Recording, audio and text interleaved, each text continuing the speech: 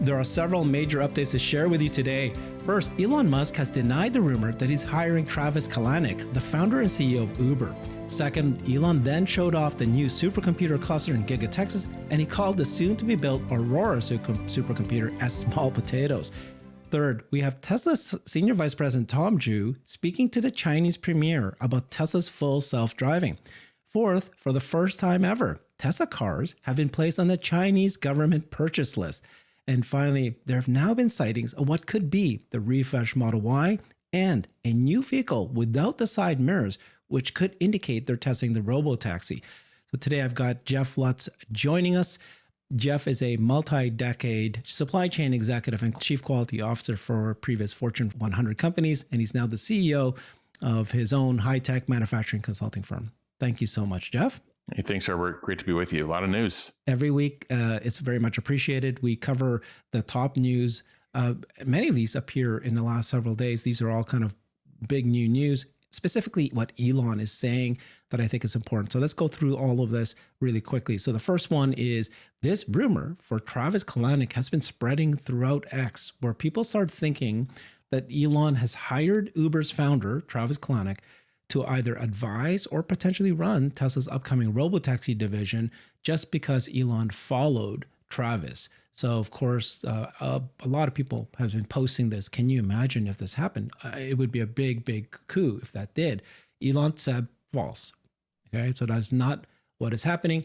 And then previously also, this person, Pagey, said, if this rumor becomes true, then Tesla stock would easily surpass $400 after 8/8. He was just saying, okay, if you can show that Travis is going to run the robotaxi business and he started Uber, that should make the stock price jump. Elon replied to him, says, all that matters is improving Tesla's self-driving AI such that miles between interventions is much greater than human. Miles between interventions. So he's very likely referring to, safety interventions. But he's focused. He says making that happen. What do you think, Jeff? Yeah, that's the thing that makes all the dominoes fall is the performance of the system. So he wants his team focused on the performance of the system. He wants people who follow the story to just understand that that is the highest order bit. Would it be great to have somebody who has experience working through regulatory in multiple regions to get ride hailing approved? But this is going to be I think this is going to be a little bit of a different animal. And who knows? I mean, maybe this is the status today. That could change.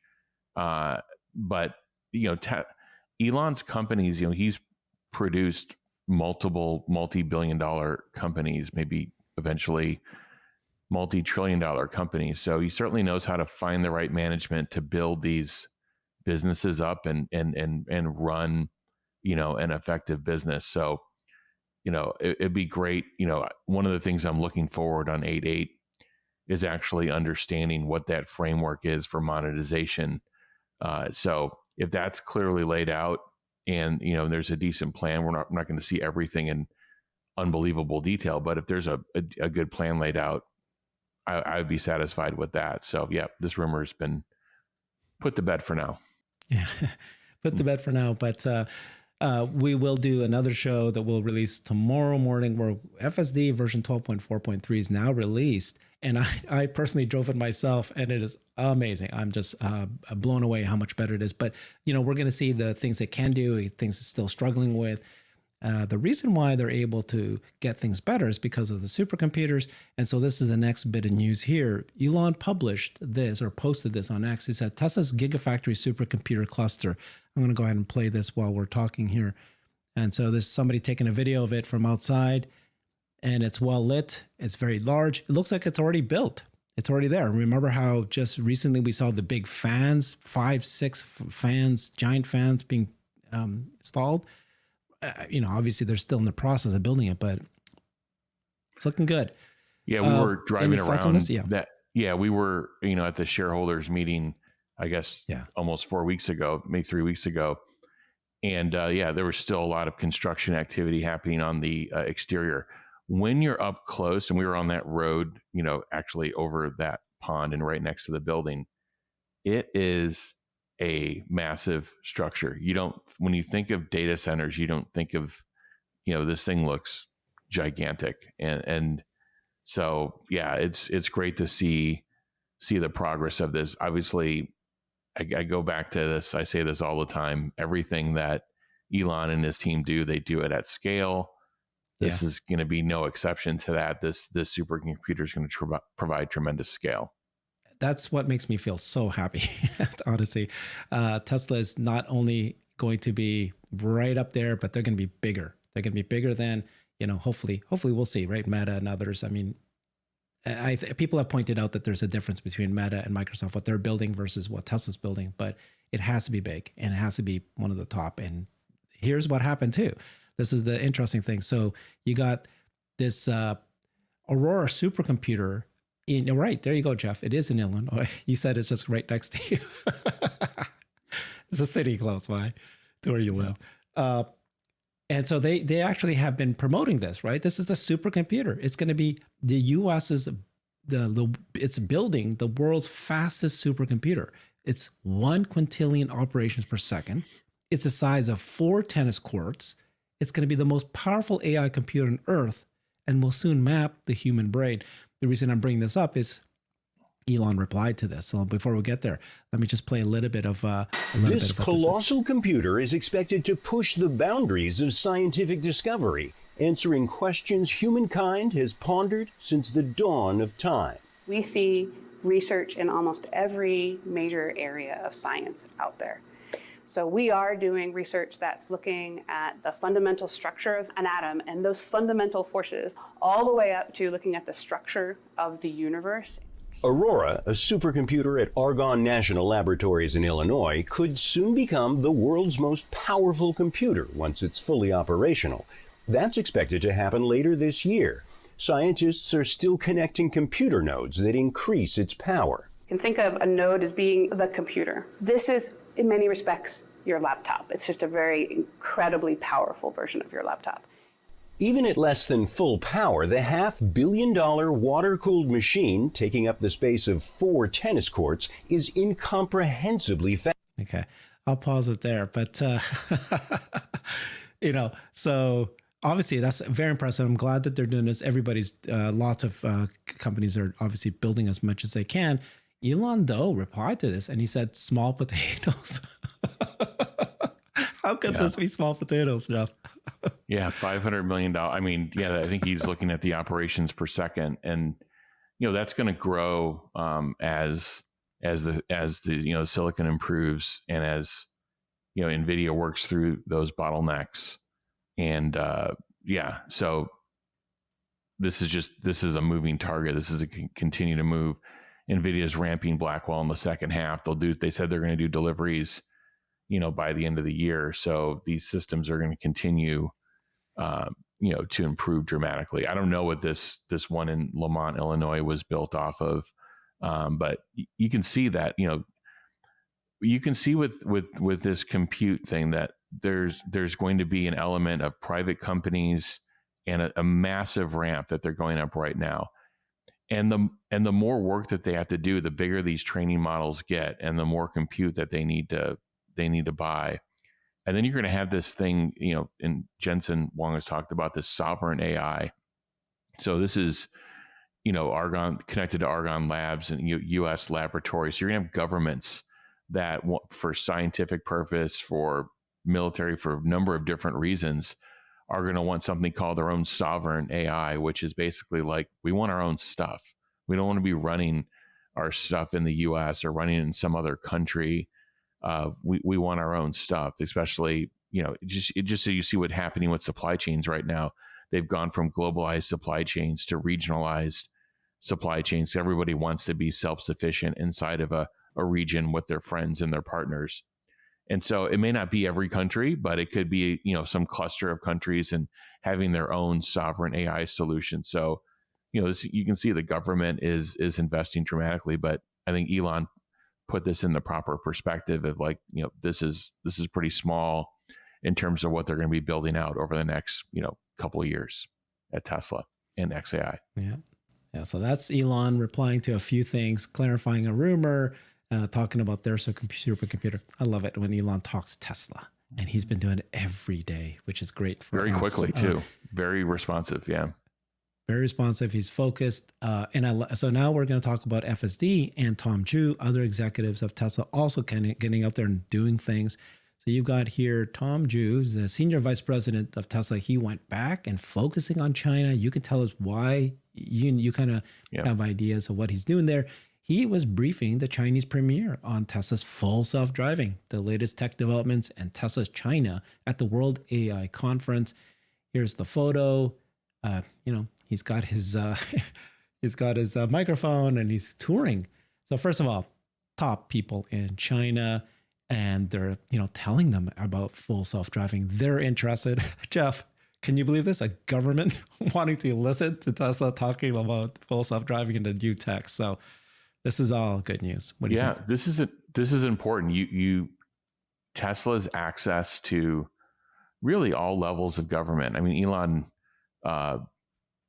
met Xi Jinping, I think, last year at an event in San Francisco, and there's a connection. And Elon also goes out to China, several times per year to make sure that his presence is felt and he shows face. He's usually meeting with a government official or multiple government officials at very high levels.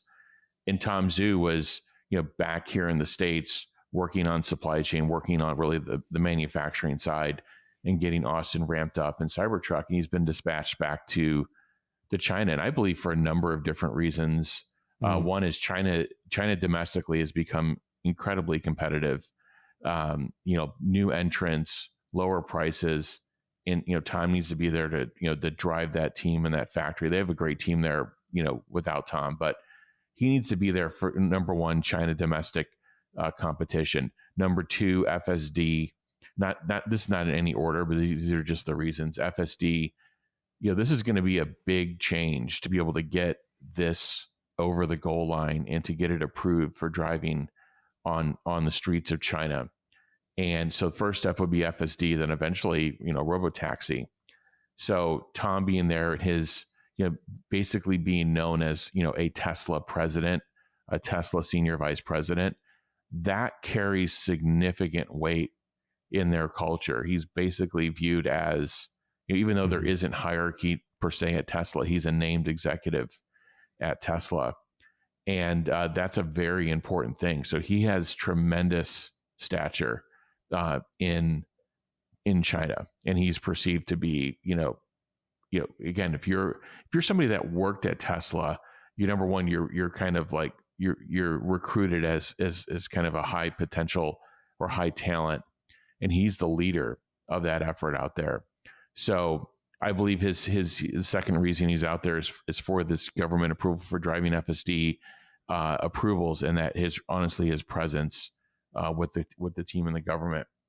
And the third thing is, I believe that these lower cost vehicles built on the 3Y platform will be mostly designed and initially manufactured out of Shanghai, because they have the shortest and quickest supply chain. Everything from tooling and fabrication of prototype components to doing prototype builds in the factory, like everything just moves faster there, because about 97% of that supply chain for the 3Y is actually localized in the Shanghai and just outside of Shanghai area.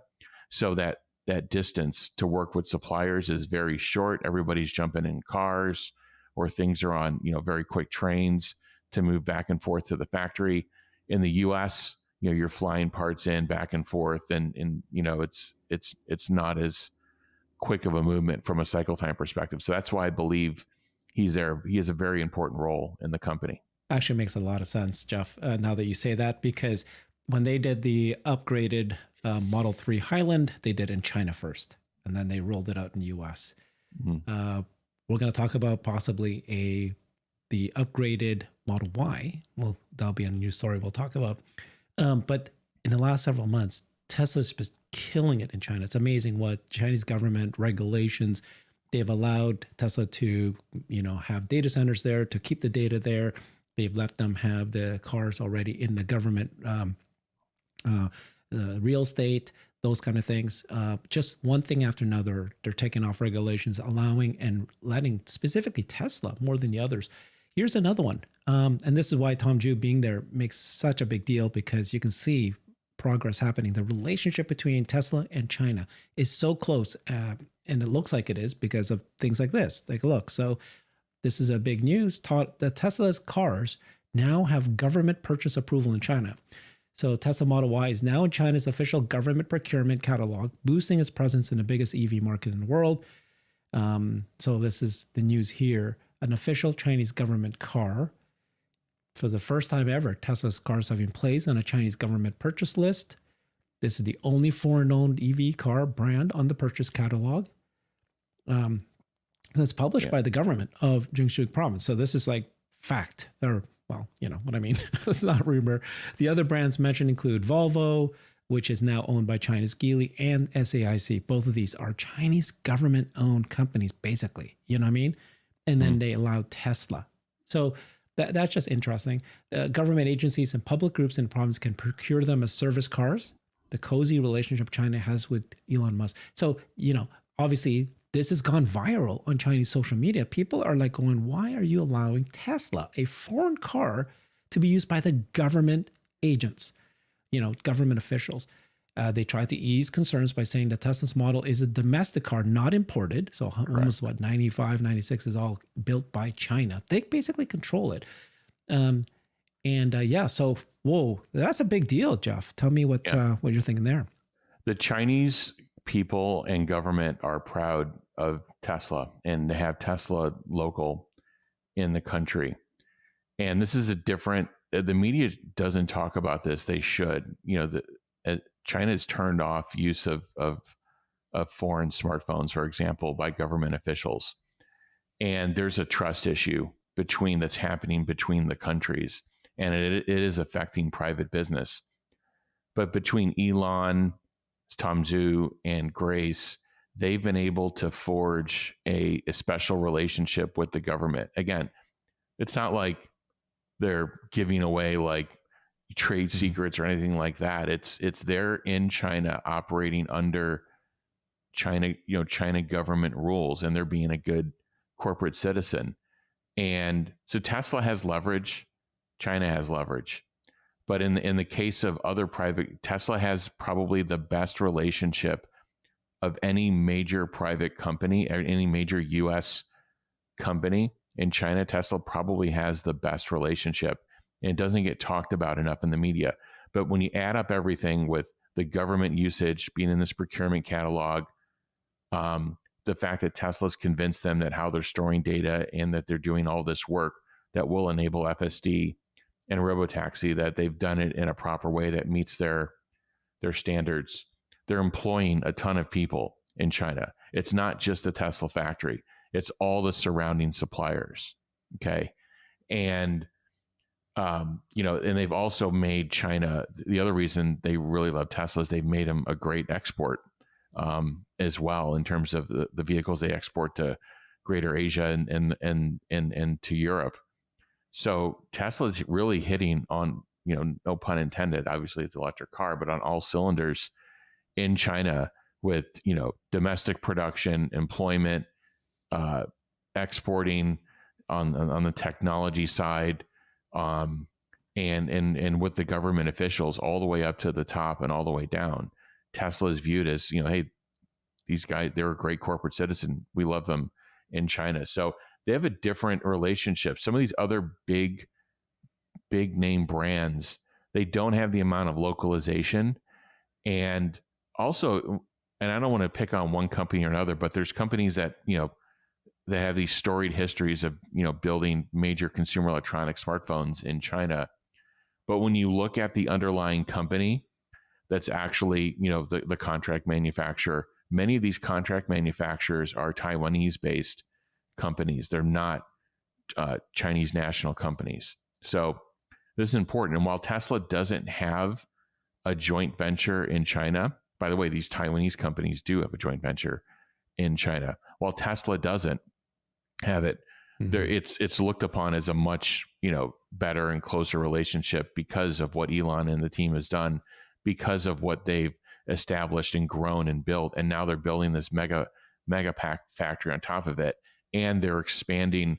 There were articles about a year ago. They're expanding motor production and battery assembly or pack assembly. So there's all the government has seen is growth. They've seen them follow and be good corporate citizens. They've seen them export, and they've seen the technology growth. So they love Tesla. They love Tesla. And you've pointed out, that localization is so critical. And that's what they did. They went to China and they said, we're going to have all the supply manufacturers, vendors from Chinese companies locally to provide it. And so China's going, why would I say no to a manufacturer that says I'm going to, almost every part of the car is built in China. So it is a Chinese owned car.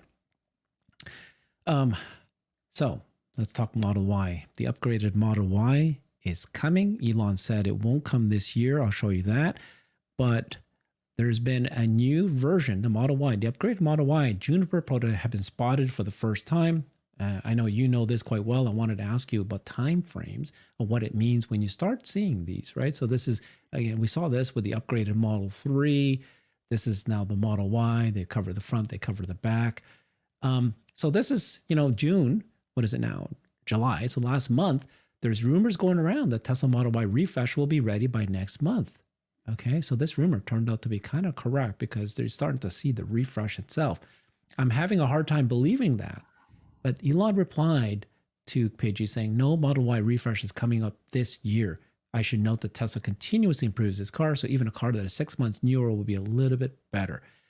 So he's just trying to prevent the cannibalization that can happen if this rumor comes out saying that Tesla Model Y is coming out next month.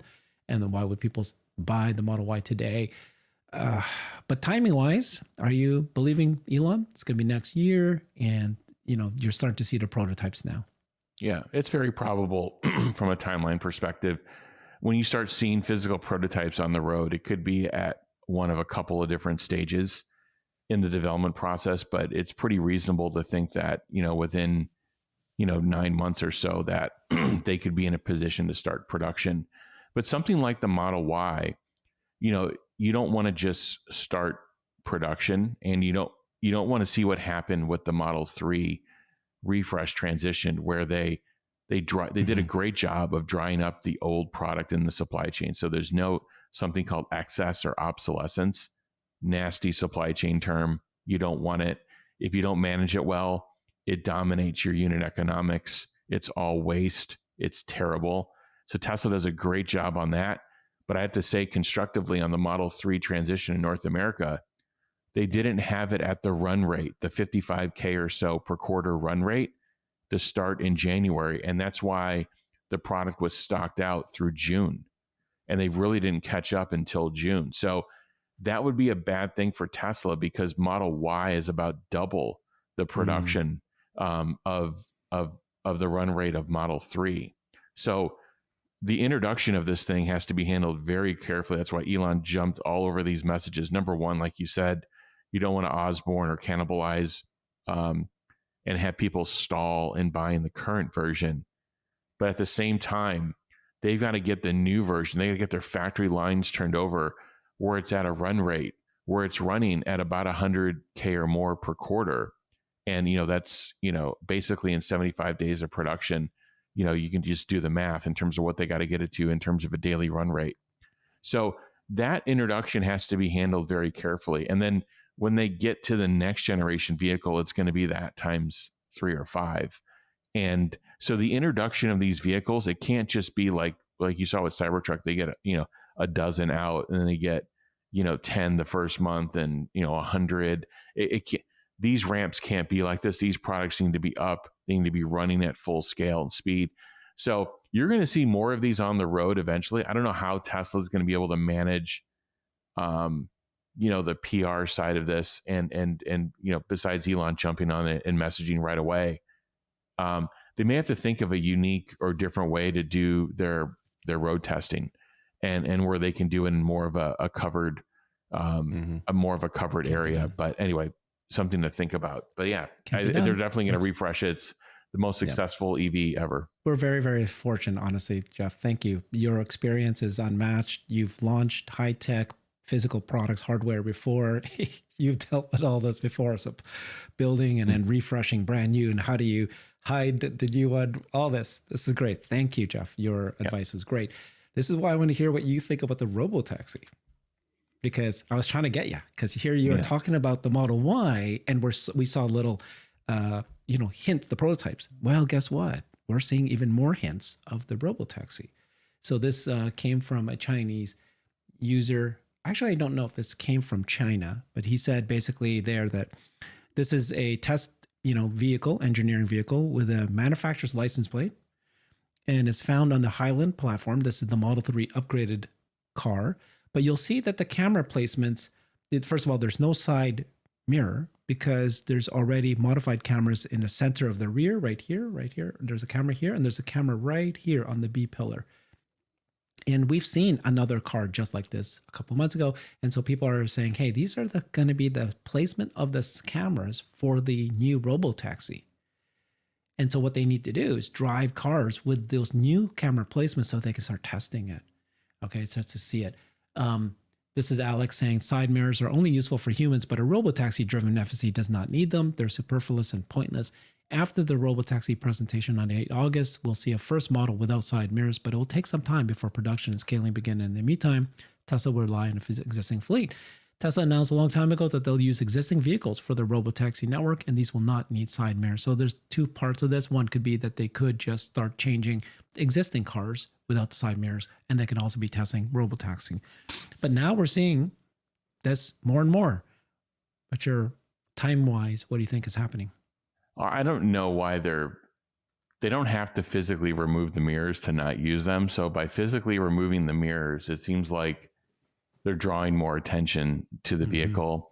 I don't know if that photo is even real. It could be photoshopped. It could be somebody trying to drive engagement. I don't know. If I'm Tesla though, and I want to test robotaxi functionality on existing vehicles, I'm not going to take the mirrors off. I just know that I can remove the mirrors in my design, in my bill of material. It's going to take the drag down. It's going to take the mass down. It's going to take the cost down. And I just wouldn't use them in my testing. So I'm not sure exactly what we're looking at there, but it wouldn't surprise me to see Tesla testing robotaxi functionality, on, existing or slightly modified fleet. The camera placement, the cameras are there already. They're at the B pillar. They're at the center of the back of the trunk. So I didn't see actually different placement in that photo, but maybe I'm missing something. Anyway, so they're going to have to get really good at how they camouflage what they're testing. Tesla could put, and we used to do this, on smartphones. We would put basically a gigantic, we would snap. It wouldn't be a case that you could remove. At one point we were snapping, and where you couldn't just do it remove it as a user. Just a big rectangular plastic piece that we would affix to the phone so nobody could see the different shape or form. So anyway, it could be something that Tesla considers. They're going to have to do a really good job. It can't just be the camouflage paint, or it can't just be, the cloth, pieces that are put over the back and front. They may have to get a little bit better at how they disguise these vehicles. The best thing that they could actually do, and quite frankly, if they could figure out how to fit the 3-or wide chassis on top, if they're going to do, I'm talking about robotaxi, if they could fit the existing 3-or wide on top of that, anyway, that would be the least noticeable thing that they could it's put a out. Totally different shape. It's going to be completely might be bigger, Jeff. You and I have been debating that. Okay, so I want to end the show with this really fun fact, which I thought a few people know about. So in February 2014, Tesla released the Model Y, and they released it to 15 customers in Beijing in China. 4 of those customers ended up creating Chinese car companies. It's amazing that this even happened. So Elon handed over keys to the first 15 Chinese customers in Beijing, February 2014, thanked them for taking a chance. Among those 15 customers, one is the founder of Li Auto, Li Xiang. The other one is the founder of Xiaopeng, He Xiaopeng. You got the founder of NIO, Li Bin, and then you've got the founder of Xiaomi, Li Jun. They now all have electric vehicles. Yes, they compete with with Tesla, but that is the goal that Elon had. This is the video here where he went to China and he started. First of all, they took a chance. They bought those cars, and that inspired them. I think that they weren't trying to, oh my God, I want to get into this business. They saw it. He proved to them that it's possible. And then that's why they said, hey, I want to be one of those in China. This is the future. So this is Elon changing the world, Yeah, that's 2 years after the introduction in the US, I believe. And the Model S wasn't even at scale in the US in 2013. I remember when I put my order in, it took about 6 months for me to get my vehicle, and it was a rear-wheel drive, and it wasn't even at scale. And then they're already in China in 2014. These are exports. Obviously, there's no Shanghai factory until 2019. So these are obviously exports from Fremont. But obviously, Tesla had to set up the sales team, set up the service infrastructure, start building out the supercharger network. And these 4 founders, saw this. They experienced an EV, and they're like, "This is going to be huge." What did China do? China's investing on the mineral side, raw materials, everything you need to make an EV. And then obviously the story has been written about the battery supply chain. And, in 10 years, they are the biggest EV producing country in the world and consuming country in the world. So yeah, you have to look at these 4 leaders and others. And really, honestly, the government as well, having that foresight of like, this is where we should be investing and growing. And I hope the U.S. needs to figure this out, and they can't fall, further behind. The U.S. is lucky to have Tesla. And, there were a lot of big investment dollars thrown around a couple of years ago. And it felt like that those companies were kind of like riding the IRA wave. And now, it seems like they're riding a different wave. Maybe they're anticipating, a different administration in the future. Tesla has set up their supply chain, their company, to be agnostic to who's in office. It's like, get me to lowest cost, get me to the greatest scale. Who's ever in office, it doesn't matter. So anyway, this was a big moment for sure. 10 years later, China's leading in EVs. Okay. Thank you so much, Jeff. Boy, this was powerful. Your advice and recommendations here is fantastic. Your commentary. Thank you very much, Jeff. Follow him on his X if you're not yet already doing that. He's at the Jeff Lutz. Thanks, everybody. Bye-bye. Thanks, Herbert. I've created a website that is the most comprehensive resource for the Tesla investor. Please check it out. Simply go to my website at herbertong.com.